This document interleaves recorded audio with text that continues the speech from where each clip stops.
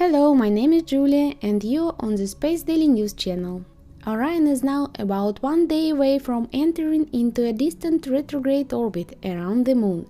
The orbit is distant in the sense that it's a high altitude, approximately 50,000 miles from the surface of the Moon.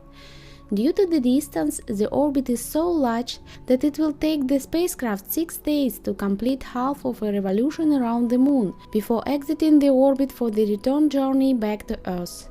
During the last day, in the transit to distant retrograde orbit, flight controllers performed a third in a series of planned star tracker development flight tests relative to the Sun. Star trackers are a navigation tool that measures the position of stars to help the spacecraft determine its orientation.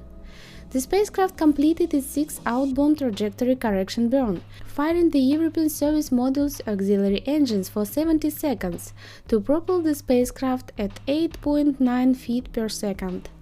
This is the final trajectory correction before entering distant retrograde orbit. When in lunar orbit, Orion will perform 3 orbital maintenance burns to keep the spacecraft on course. Soon, engineers will begin a 24-hour test of the reaction control system engines to evaluate engine performance for standard or non-standard thruster configurations. All images transmitted to Earth are uploaded to NASA's Johnson Space Center account. There you can also see beautiful pictures taken during Orion's close flyby. The huge dirty grey cratery surface of the backside of the Moon looks particularly fascinating in these pictures.